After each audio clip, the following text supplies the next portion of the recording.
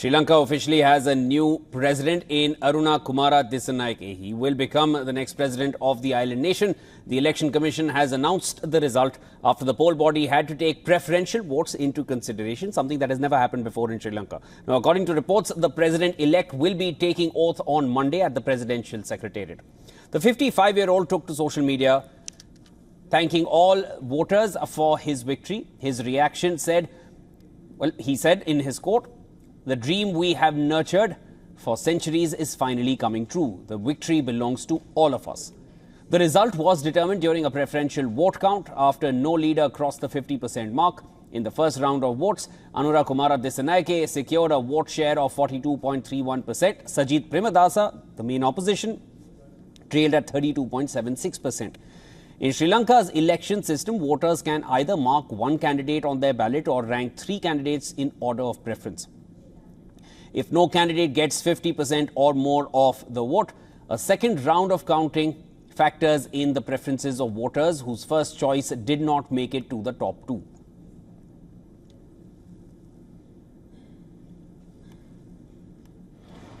The election was widely seen as a referendum against Rajapaksa's successor, Ranil Wickremesinghe, who restored some stability in Sri Lanka through austerity policies backed by the International Monetary Fund. But Sri Lankans were upset with several of his measures, including his tax hikes that left millions struggling to make ends meet.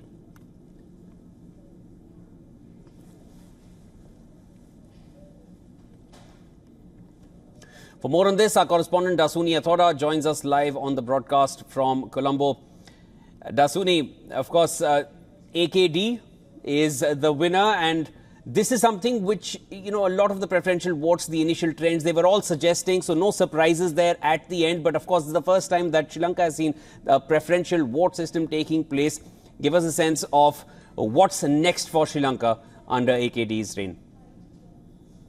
And it is now official. The chairman of the Election Commission has declared Anura Kumara Dissanayake as the winner of this presidential election. Now, for the first time, Sri Lanka went into counting these preferential ballots. And what is interesting to see is there is much of a discussion as to how the non-supporters of Anura Kumara Dissanayake might be feeling right now and what they might expect from him, provided that he is now the sole leader in charge of this island nation. Previously, when we spoke to a few people of other supporters, primarily supporters who were backing Ranil Wickremesinghe and Sajit Premadasa, many of them extended their well wishes to Anura Kumara Dissanayake while noting that this indeed is a fresh start and a new era in Sri Lankan politics. And many of them said one thing: it is now up to Anura Kumara Dissanayake to not disappoint the public, just like Gotabaya Rajapaksa did. He gave promises to the people, but he could not deliver and was forced to flee. So they said they wish him all the best, and they are sincerely hoping that he will stand by his promises and not let the citizens down. In terms of what we are to expect tomorrow and in the coming weeks, well, tomorrow is also yet another crucial day with Anura Kumara Dissanayake. He sweared in as president. He will do this at the presidential secretariat located in Colombo. After that comes the all-important question.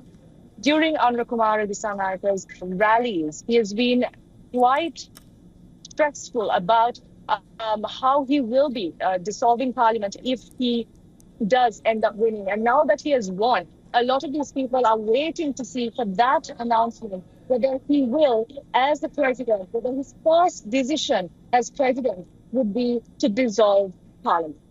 Of course, a lot to watch out for on the domestic front within Sri Lanka, Dasuni. But from a global perspective as well, if you can put some light on whether we'll witness changes in Sri Lanka's foreign policy going forward.